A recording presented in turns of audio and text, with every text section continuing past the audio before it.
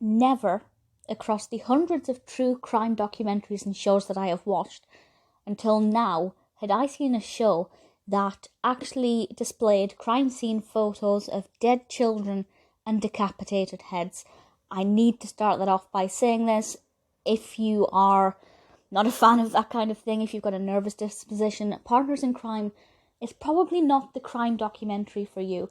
But if you're okay with that and you just find it, fascinating, educational, etc., I think you will really love this. This is the most unique true crime show that I have ever seen for multiple reasons. The first one is that it's actually an Asian true crime show, but with an English narrator, and it's produced by Very. So I'm not sure if it was released perhaps first in Singapore, where it was initially created, and then maybe the narrator dubbed it over in English. But some of the experts do speak in English, and some of them speak in Asian, sometimes Japanese, Chinese, depending on where this anecdote is set.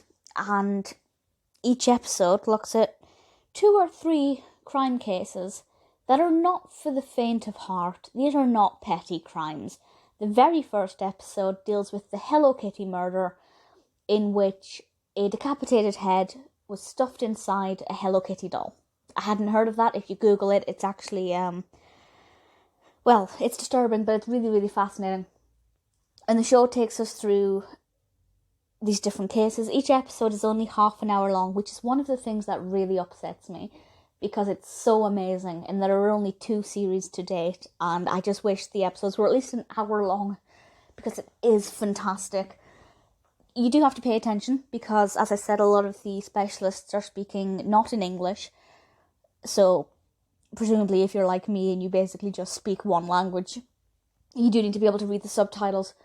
But I tend to have subtitles on anyway. I just find watching things with subtitles to be much easier. The experts are incredible. I learned so much. For anybody who doesn't know, I write crime fiction, and whenever I watch a true crime documentary, I do pay close attention to what the pathologists and the forensics teams are saying, to write down notes so my own novels are more realistic. And I wrote down a lot. This covers basically everything. The first few episodes are a bit haphazard, in the sense that there doesn't seem to be any rhyme or reason to the order of the stories. But as you get more into it, it begins to kind of designate a theme for each episode.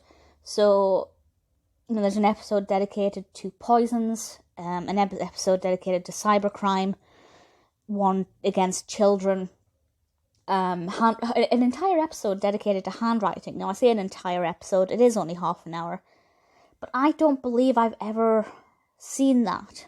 An entire episode just on handwriting specialists and or the process by which they go to work out if somebody's handwriting matches, or indeed if it's a fraudulent signature.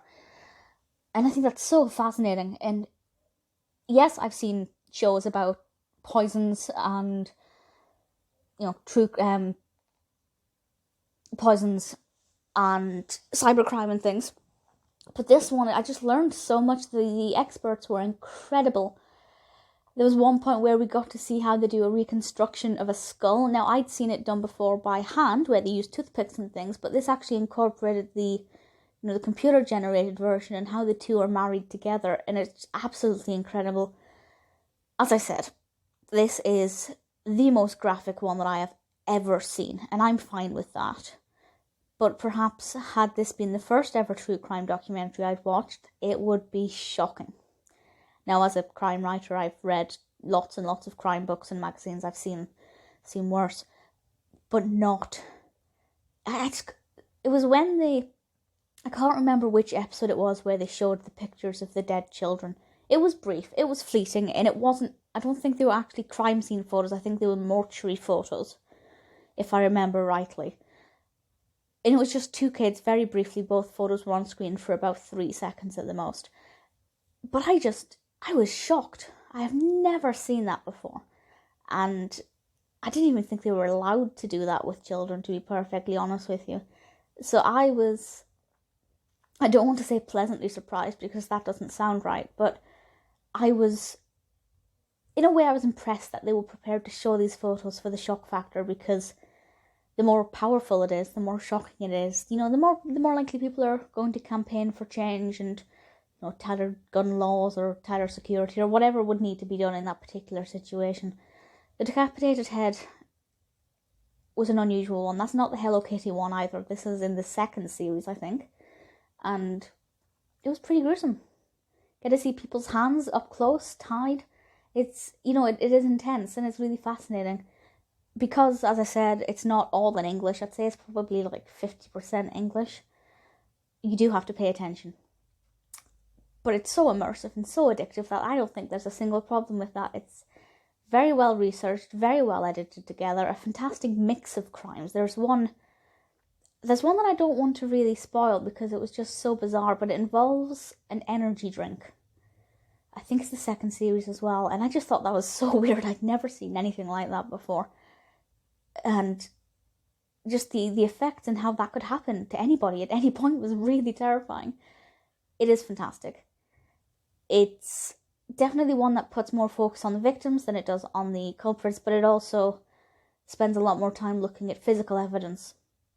It's sensational. It's one of the best crime shows that I have ever seen.